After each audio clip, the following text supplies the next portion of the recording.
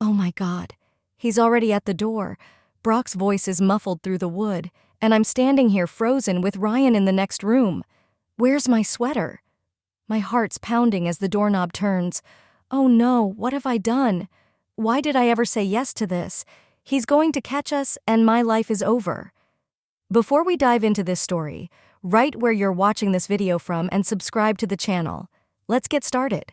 I was sprawled on the couch in our little Portland house, flipping through a library book, when Ryan dropped the bomb that flipped my world upside down. He'd just come home from work, still in his faded blue jacket, and sat across from me on the recliner. "Kate," he said, his voice way too casual, "I want you to go on a date with another guy." I blinked, waiting for the punchline, but his hazel eyes stayed steady, locked on mine. My stomach twisted like I'd eaten bad takeout. "You serious?" I asked, sitting up. He nodded, leaning forward. "Yeah, it's Brock from work. He's stopping by tomorrow while I'm out. Just chat with him." I couldn't believe it. Ryan, my Ryan, the guy who's been my rock for 15 years, was asking me to step out on him? With his buddy? I'd met Brock a few times at company picnics. Tall, easy smile, the kind of guy who could talk to anyone. But this? "Why would you even want this?" I said, my voice sharper than I meant. He shrugged, like it was no big deal. "I trust him, and I think it'd be good for us. Just try it." Good for us? My mind raced. Was he bored? Was I not enough? I wanted to yell, to tell him this was insane, but part of me, a tiny, curious part, wondered what Brock would say when he showed up. I stared at Ryan, searching his face for a crack, but he just smiled that small, familiar smile. "You're nuts," I muttered, sinking back into the cushions. He laughed. "Maybe. Just see what happens." That night, I barely slept. Every creak of the house sounded like judgment. I kept thinking, this is wrong. I shouldn't do it. But then I'd picture Brock's grin, and my traitor brain would whisper, what if it's fun? By morning, I was a mess. Coffee in one hand, doubts in the other. I'm a librarian, for crying out loud. I deal with overdue books, not soap opera drama. Yet here I was, roped into some weird test I didn't sign up for. The day dragged on. Ryan left for work with a quick, have fun, like I was hosting book club, not meeting his friend for whatever this was. I tidied the kitchen, wiped the counter twice, anything to keep my hands busy. But my head wouldn't shut up. What's Ryan thinking? Is this a trap? I even Googled, husband wants me to date someone else. Big mistake. All I got were creepy forums and bad advice. Then, an hour early, there was a knock. My heart jumped into my throat. I peeked through the window. Brock, in a gray hoodie, holding a coffee cup. Too soon. Ryan wasn't even gone long. I opened the door, forcing a smile. "Hey," he said, stepping inside like he owned the place. "Ryan said you'd be cool with a chat." His voice was warm, but his eyes lingered on me a beat too long. I nodded, feeling like a deer in headlights. "Yeah, sure," I said, though every nerve screamed run. We sat at the kitchen table. He sipped his coffee, all relaxed, while I clutched mine like a lifeline. "So," he started, "Ryan's a good guy, huh?" I nodded again, words stuck somewhere between panic and guilt. This wasn't right. I knew it. But Brock kept talking, and I couldn't shake the feeling he wasn't just here for Ryan. What had I gotten myself into? Brock was already sitting at my kitchen table, coffee in hand, looking way too comfortable for a guy who'd just shown up unannounced an hour early.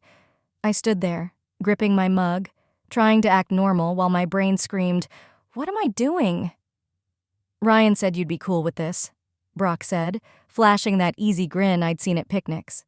I forced a nod, sitting across from him, my stomach doing flips. "Yeah, he mentioned you'd stop by," I said, keeping my voice steady even though I felt like a total fraud.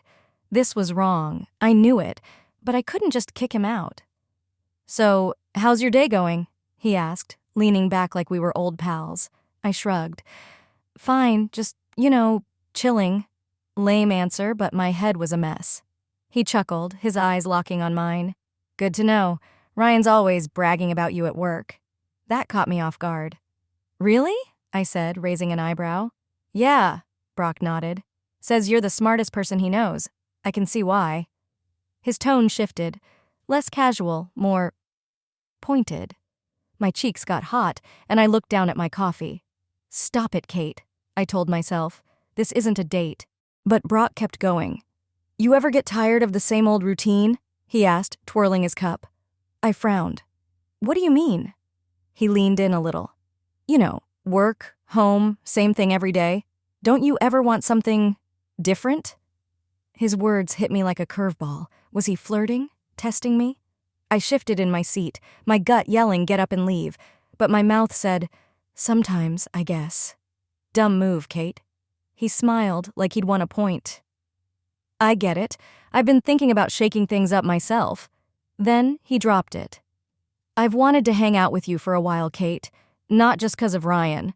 My heart skipped. "What?" I blurted, louder than I meant. He didn't flinch. "You're cool.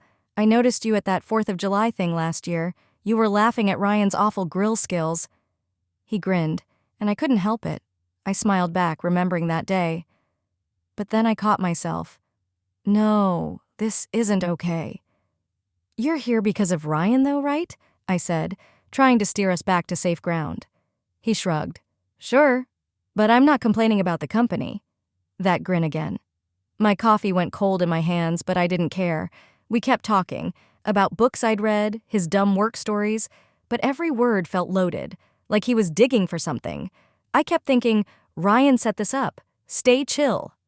But Brock's vibe wasn't friend doing a favor. It was personal.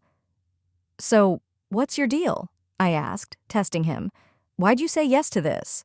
He paused, then said, "Ryan's my bud, but honestly, I couldn't pass up a shot to talk to you." My breath hitched. This wasn't some buddy hangout. He was into me. I could feel it, and it threw me off. "That's nice," I mumbled, hating how flustered I sounded. He laughed. "Nice? I'll take it." The convo flowed too easy after that. I told him about the library, how I love quiet but sometimes crave chaos. He talked about fixing up his truck, how he likes a challenge. It was normal stuff, but his eyes never left mine, and every laugh felt like a step closer to trouble.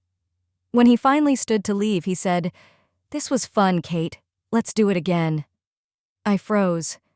"Maybe," I said, weak as heck. He winked and walked out, leaving me staring at the door. I slumped back in my chair, heart racing. What just happened? I'd felt it. Brock wasn't here for Ryan. He was here for me, and I'd let him in, even though every ounce of me knew it was wrong. Ryan's face popped into my head, and guilt hit hard. But Brock's words stuck harder.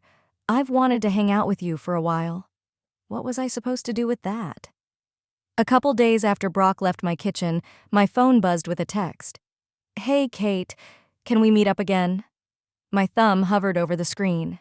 I shouldn't have said yes, but I did. Curiosity won out over the guilt gnawing at my gut. We agreed on a little coffee shop downtown, the kind with mismatched chairs and baristas who don't care. When I walked in, Brock was already there, waving me over with that same easy grin. I slid into the seat across from him, my stomach in knots. "Hey," he said, pushing a coffee my way. "Thought you might need this." I forced a smile. "Thanks."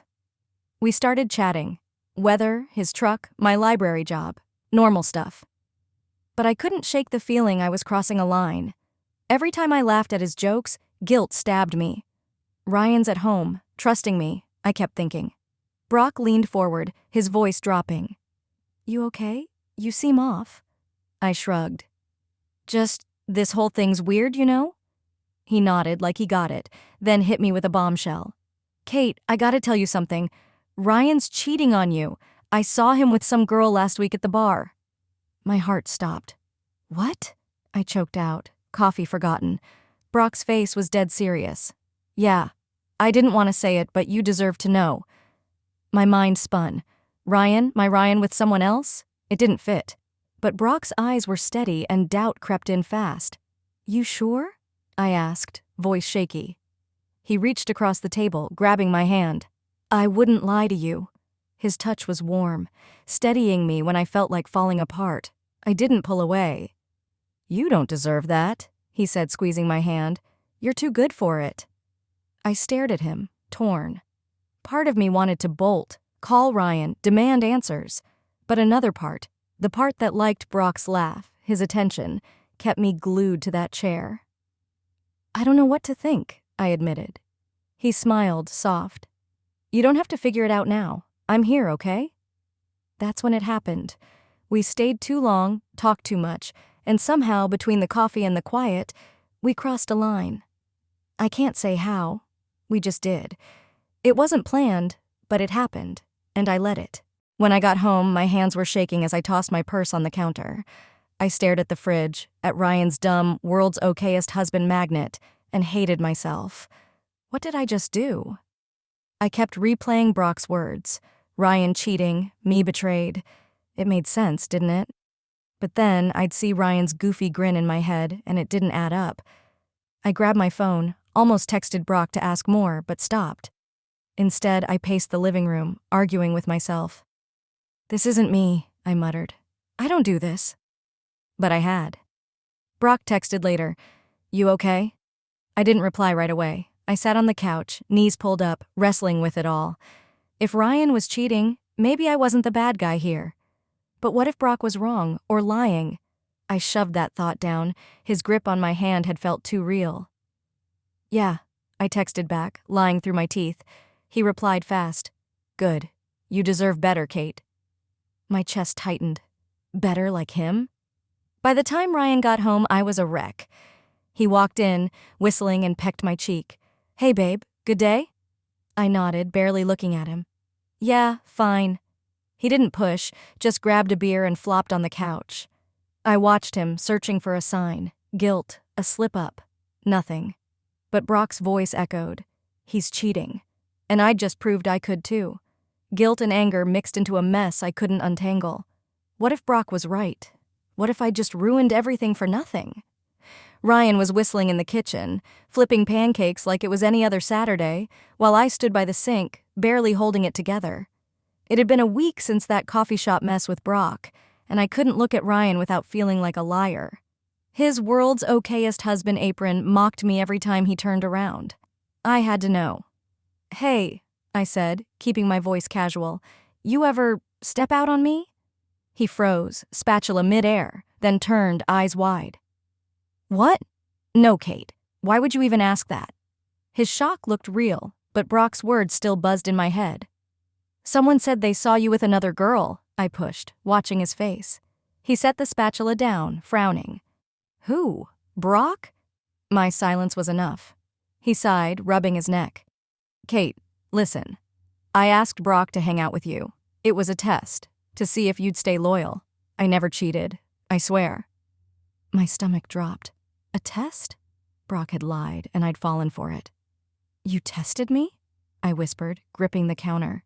He nodded, looking guilty. Yeah, I was dumb. I'm sorry. I wanted to scream, to tell him I'd messed up with Brock, but the words wouldn't come. Instead, I said, That's messed up, Ryan. He stepped closer, reaching for my hand. I know, I got paranoid. Can we move past it? I pulled away, nodding weakly. Sure. But inside I was crumbling. I'd betrayed him over a lie, and he didn't even know. Guilt hit me like a truck, but I kept my mouth shut. Later, my phone lit up. Brock. Kate, I love you. Leave him. We're better together. I stared at the screen, heart racing. He'd played me, and now he wanted me to ditch my life for him? I typed back fast. You lied. We're done. Sent, blocked. But it didn't fix the pit in my chest. I'd let him in, trusted him, and now I was the one who'd ruined everything. Ryan didn't deserve this, but I couldn't undo it. That night, I sat on the couch pretending to read while Ryan watched some car show. He laughed at the screen, clueless, and I forced a smile. You okay? He asked, glancing over. Yeah, I lied, staring at my book. But I wasn't. I kept seeing Brock's grin, feeling his hand on mine and hating myself for it. Ryan trusted me, and I'd blown it. The life we'd built, 15 years of dumb jokes and quiet nights, was cracking, and it was my fault. I tried to act normal, but every day got harder. Ryan started noticing. You're quiet lately, he said over dinner one night, poking at his steak. Work stuff, I mumbled, avoiding his eyes. He didn't buy it, I could tell, but he let it go. I couldn't tell him the truth. What would he do? Leave? Hate me? I didn't want to find out. So I kept pretending, drowning in my own mess. Then, Friday night, I was washing dishes when the doorbell rang. Ryan was in the garage, tinkering with his bike. "I'll get it," I called, drying my hands.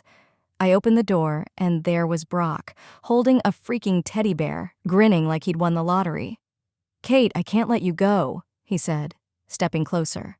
My jaw dropped. "What are you doing here?" I hissed, glancing back toward the garage. He didn't budge. "Ryan called me, said you're not yourself, told me to check on you." My blood ran cold. Ryan called him after everything?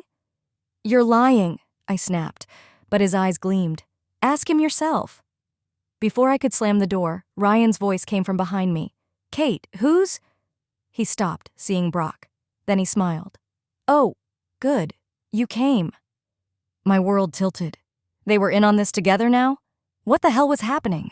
This is an artistic and fictional creation intended for both entertainment and educational purposes. Any resemblance to actual people or events is purely coincidental. Some scenes and dialogues in the video are part of a dramatized performance and incorporate elements of grotesque, satire, and exaggeration. The creator stands against discrimination, violence, and hatred. This channel fully complies with YouTube's policies and does not infringe upon copyright laws.